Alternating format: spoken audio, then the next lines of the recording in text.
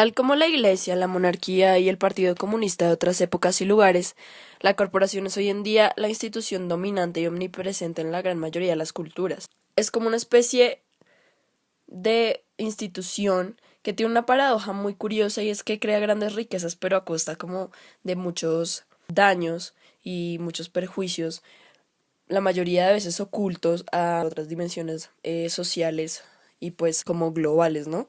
Tanto en términos ecológicos como culturales, como pues hasta de salud pública. La corporación es como el pilar del sistema capitalista y en la actualidad podría decirse que está por encima del gobierno como cultura dominante, de manera que el mundo se comporta como una especie de hidra de Lerna que con muchas cabezas y múltiples intereses, que son las corporaciones, camina hacia un mismo interés, hacia un mismo destino y pues con un mismo fin, que es maximizar las utilidades económicas. Es curioso como un pequeño detalle que tiene que ver con la contracultura y los temas que hemos hablado anteriormente, que es la 14ª enmienda aprobada al final de la Guerra Civil Norteamericana, que buscaba garantizar los mismos derechos a las poblaciones negras y a las poblaciones blancas, y decía que ningún Estado podía privar a ninguna persona de su vida, su libertad o su propiedad sin el debido proceso legal. Tuvo una vuelta que terminó como en un efecto secundario muy perverso, ya que en principio trataba de abolir toda forma de esclavitud, pero los abogados de las corporaciones usaron esta enmienda como una especie de arma para constituir las empresas como personas jurídicas, es decir, que tenían exactamente los mismos derechos que la cuarta enmienda había concedido a las poblaciones negras. Lo grave de este asunto es que empoderaron derechos humanos al capital y a la propiedad en detrimento de las propias personas. Pero esta persona jurídica es una entidad o un agente sin conciencia moral y, como dicen por ahí, no tiene alma que salvar ni cuerpo que encarcelar. Entonces, el resultado fue como una cosa que se salió de control y se salió de las manos del Estado y del gobierno y pasó a lo que hoy conocemos como la entidad suprema, ¿no? La institución dominante. A partir de esto, el corporativismo envuelve todas las dimensiones de las relaciones humanas.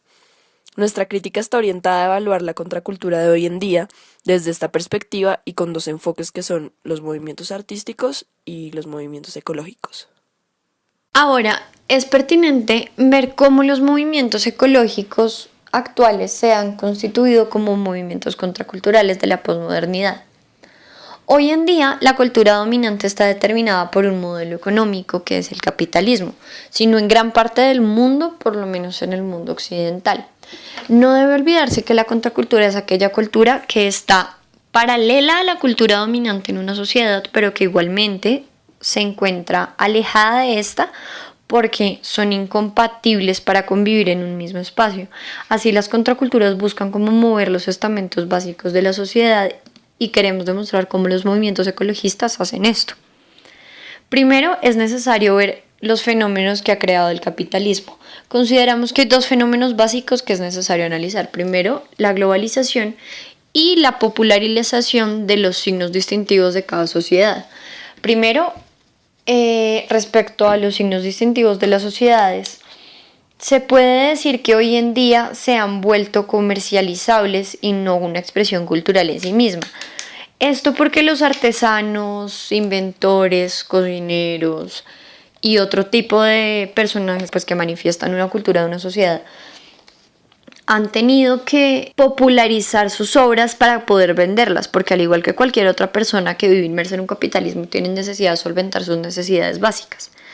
Pero otra cosa que es supremamente importante respecto a esto es el fenómeno de la globalización, porque ha generado una mercantilidad extrema y una copia en masa de los bienes y servicios y de los signos característicos de cada una de las sociedades y han hecho que estos signos no se encuentren en el país de origen o en la región, sino en cualquier parte del mundo. Esto que ha hecho principalmente respecto a la ecología, ha aumentado el medio de los usos de transporte que necesitan de los recursos no renovables como lo son el carbón y el petróleo, que sabemos que tienen unos muy altos costos ecológicos. Entonces, es necesario ver cómo el capitalismo, la globalización, etcétera, han creado una gran cantidad de bienes que no son necesarios para la supervivencia de las personas, pero que los hacen ver como necesarios por medio de la publicidad o por medio de la difusión en masa. Esto genera que las personas prefieran arriesgar un costo ecológico o un costo social con tal de adquirir los bienes que pueden adquirir preferiblemente a menor precio, que son más o menos los creados en China, que tienen unos costos reales y tangibles más bajos, pero unos costos sociales y unos costos ecológicos muchísimo más altos. Entonces, ¿qué pretenden los movimientos ecológicos? Los movimientos ecológicos pretenden derrumbar estas bases del capitalismo por medio de las cuales se crean necesidades suplementarias a las personas que están basadas en el consumo de bienes principalmente, y que las personas dejen de tomar en cuenta el costo real de las cosas y aumenten el interés por el costo ecológico de esto. Una de las grandes manifestaciones de los movimientos ecologistas como contracultura son las personas que popularmente se consideran como veganas. Estas personas son aquellos que han interiorizado las pautas de los movimientos ecologistas a su vida diaria, lo cual es una gran forma de exteriorizar un movimiento contracultural. La mayoría de movimientos contraculturales empiezan a tener una real relevancia cuando las personas lo integran a su vida diaria. Esto se ha dado pues con el movimiento, por ejemplo, de los homosexuales, el movimiento de las negritudes, movimientos musicales. Entonces, ¿en qué consiste esto? Estas personas sacan de su vida cualquier tipo de producto que sea procesado industrialmente y que atente contra el equilibrio ecológico que se supone debe tener y que las personas deben respetar en el medio ambiente. Entonces no consumen nada, no acuden a supermercados, generalmente no consumen productos derivados de animales. Esto tiene una especial simbología conectando con lo anterior, porque es importante cómo hoy en día ya, por ejemplo, el no coma carne o producto de soya constituye un cambio en la mentalidad de las personas, bien sea para bien o para mal. Este tipo de personas tiene unas características culturales muy especiales que son reconocidas por la gente en general. La gente no reconoce a una persona que no come carne como perteneciente a una mentalidad, una forma de vida diferente. Eso es lo importante, eso es lo contracultural, es una cultura aparte y generalmente no es compatible con la cultura moderna. Una cultura que está llena de consumo es incompatible con una persona anticonsumista. Pero bueno, más allá de esto es necesario analizar, por ejemplo, el papel de grandes asociaciones ecologistas. Para este caso vamos a coger el ejemplo de Greenpeace. Greenpeace no es la única asociación ecologista, pero sí es una asociación que ha logrado tener muchos logros a nivel internacional y ha logrado hablar con muchos estados para conseguir reales cambios. Entonces, ¿qué buscan ellos? Que se ajuste la modernidad, que se ajuste el desarrollo, pero que disminuya el costo ambiental. Entonces, saben que es muy difícil eliminar el total de la cultura moderna, eliminar el capitalismo, porque hay muchos desarrollos que pertenecen a la industria que ya son parte de la vida de las personas, como el desarrollo electrónico, los barcos, el comercio internacional, el comercio transnacional. Pero lo que buscan realmente es cambiar la manera de hacerlo y con esto disminuir sus costos ambientales. Por ejemplo, uno de los logros importantes ha sido convencer a una de las grandes cadenas de ropa que quiten de su producción aquellos químicos contaminantes. Un gran logro ha sido convencer a los grandes pesqueros que no utilicen métodos de pesca que afecten otras especies diferente a la cazada, que pesquen siendo conscientes del equilibrio de la especie, de las épocas de reproducción, para no extinguir las especies. Entonces se crea toda esta cultura opuesta a la cultura dominante que está todo el tiempo luchando contra la corriente para conseguir que cambien las costumbres de las personas, que las personas interioricen este cambio. Todo el tiempo se están intentando hacer campañas de reciclaje, de menor consumo de energía, menor gasto de papel, pero realmente ha sido muy difícil. Son movimientos que llevan desde los 60s nadando contra la corriente y todavía no han podido triunfar, pero cada vez van lográndolo más a fondo, y eso es un punto contracultural. Las contraculturas no tienen que ser automáticas ni espontáneas, las contraculturas van lentamente.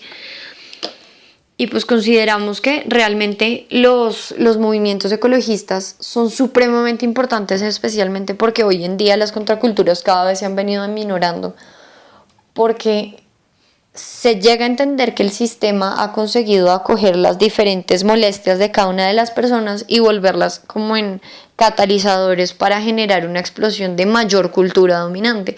Así, una persona que se encuentra en desacuerdo, lo que se busca es que explote su desacuerdo para volverse como un creador de nuevas invenciones o creador de nuevos factores para que se pueda insertar en la sociedad misma.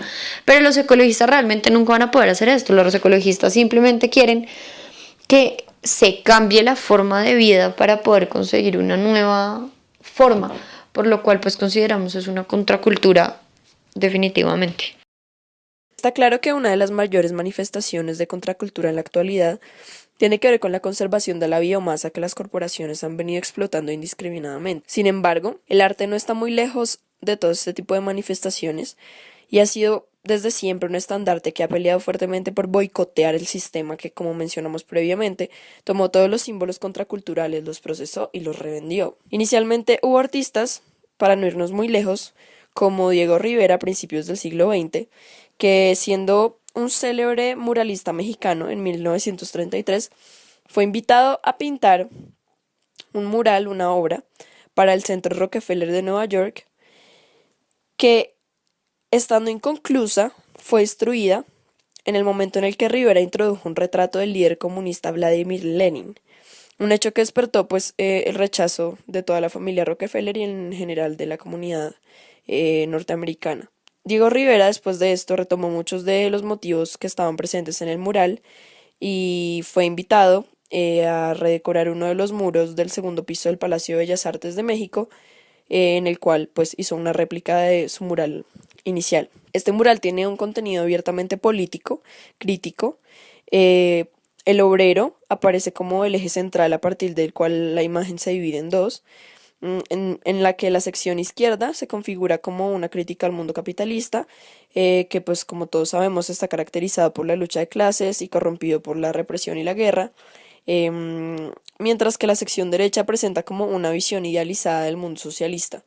Esta es la obra más polémica de Diego Rivera, que trataba de imprimir un poco su visión política en todas sus obras y que fue muy criticado y tuvo un papel muy importante en, pues, en todo el desarrollo del conflicto entre Estados Unidos y Rusia. Poco después de esto surgieron varios movimientos artísticos que buscaban exaltar lo mundano, ridiculizar el arte formal y hacer una crítica a lo que el sistema había denominado normalmente como élite, que es un estatus determinado por el poder adquisitivo finalmente. El arte pop, el kitsch y el fluxus son ejemplos claros de esta oleada simbólica. El arte pop, por ejemplo, se desarrolló en el siglo XX y buscaba utilizar imágenes populares en oposición a la elitista cultura existente en las bellas artes. Separaba estas imágenes de su contexto, las aislaba y o a veces las combinaba con otras, lo cual cumplía con el objetivo de, además de resaltar el aspecto banal de algún elemento cultural, lo contextualizaba en un marco irónico. El Fluxus, mientras tanto, se declaró como contra el objeto artístico tradicional como mercancía y se proclamó a sí mismo como el antiarte. Tuvo un organizador informal que se llamaba George Maciunas, que decía que el Fluxus debía ser simple, debía ser entretenido y debía carecer de pretensiones, tratar principalmente temas triviales y no tenía que dominar como técnicas especiales de arte ni realizar innumerables ensayos, tener una estética muy profunda, sino que debía caracterizarse por no tener ningún tipo de valor comercial o institucional. Como el movimiento de Dada, el Fluxus escapa de toda tentativa de definición o de categorización. Uno de sus exponentes, un francés llamado Robert Filou, por ejemplo, opone el Fluxus al arte conceptual por su referencia directa, inmediata y urgente a la realidad cotidiana, e invierte la propuesta que hacía Duchamp, quien a partir del ready-made introdujo lo cotidiano en el arte, haciendo que el Fluxus disolviera el arte en lo cotidiano. Entonces era como un proceso inverso. Finalmente, paralelo a estos dos, se dio un movimiento llamado el kitsch, que es muy interesante porque define una especie de arte que es considerado como una copia inferior de un estilo existente, entonces se da tanto en la arquitectura, como en la literatura, como en la música, como en el arte plástico, y se utiliza en un sentido muy libre para referirse como a cualquier tipo de arte que es pretencioso, como pasado de moda, de mal gusto. Es un arte orientado a consumidores con la intención de parecer atractivo como a una cantidad mayor de audiencia, de ser recibido por, digámoslo así, como los sectores populares. Y se dice que reafirma como las normas convencionales y sociales de manera popular en lugar de cuestionarlas. Algo que muchos consideran que es la última meta de pues todas las formas de arte mayor, que es cuestionar como todas estas normas convencionales de la sociedad. El kitsch lo que hace es burlarse de la élite, toma elementos de gran significado cultural y los convierte en algo burdo y sin clase, como por ejemplo lo que hace Jeff Koons, que hace como esculturas en oro de Michael Jackson, interactuando íntimamente con un simio. Y es como dedicarle una gran cantidad de un material muy precioso a algo que es muy burdo, que es muy bajo, por así decirlo, convirtiendo un personaje que tiene una posición tan importante en la cultura occidental en algo popular, en algo simplista, en algo, digámoslo así, como ordinario. Todas estas tipologías de contracultura en el arte buscan burlarse de la élite. En la actualidad, y amarrando un poco el tema a los movimientos ambientalistas, existe un artista muy polémico y muy famoso, cuya identidad es desconocida, pero es comúnmente llamado como Bansky. Él es un grafitero y un artista público que plasma imágenes stencil en muros alrededor del mundo y que apunta un poco a la sátira para burlarse de instituciones como la milicia, el matrimonio e incluso industrias en sí como el cine, la industria alimenticia y hasta el mismo arte.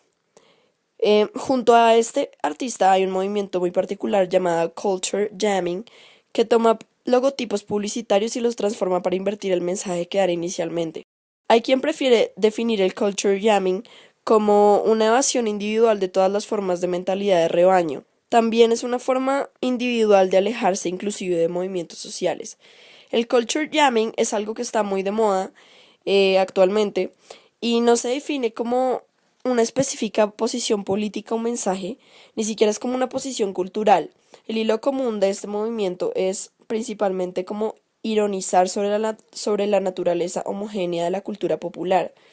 También en algunos casos se le ha asociado como con el concepto de guerrilla de la comunicación, porque se opone al gobierno y pues en general como a otros poderes, como los que mencionábamos inicialmente, que son el corporativismo y las tecnologías integradas de comunicación. El culture jamming también se podría definir como un movimiento artístico, aunque digamos que esto puede ser insuficiente para cubrir el espectro de actividades identificadas con este concepto, pero ha sido caracterizado como una forma de activismo público contrapuesto al consumismo y a los vectores de la imagen corporativa en el sentido de la subversión misma. Algunos exponentes ponen su punto de mira en las estructuras de poder por ser parte de una cultura dominante. Este movimiento conlleva un poco la transformación de los medios de comunicación de masas para producir comentarios satíricos sobre ellos, utilizando sus mismos métodos para propagarse. Es como una especie de contracultura de la contracultura, ¿no? Es como que tratan de hacer lo mismo que el sistema hace con una contracultura y es absorber pues los significados de la contracultura, transformarlos y devolvérselos de otra manera. Para concluir, se deben resaltar los puntos que se buscó abordar en esta locución. Debe verse que han existido diferentes formas y manifestaciones de contraculturas. Algunas han sido supremamente grandes y siempre han estado cargadas de símbolos. Pero hoy en día estos símbolos están fuera de la protesta en masa. Hoy en día las contraculturas se han centrado en crear acciones individuales de cada persona, que pueden ir tanto enfocadas con el rechazo al consumismo como la manifestación de la opinión artística. Los movimientos ecológicos están directamente relacionados con los símbolos de arte, tales como la pintura, la escultura o el graffiti, y es imposible no verlas en paralelo, ya que la línea que los divide es cada vez más borrosa, por estar estas todo el tiempo en contra del sistema económico capitalista. Así, el arte, la ecología y la rebeldía van unidos y tienen un objetivo común al ser humano, que es garantizar su supervivencia, ya que el sistema de valores monetarios que te está implantando el capitalismo es insostenible con los recursos finitos que detiene el planeta Tierra.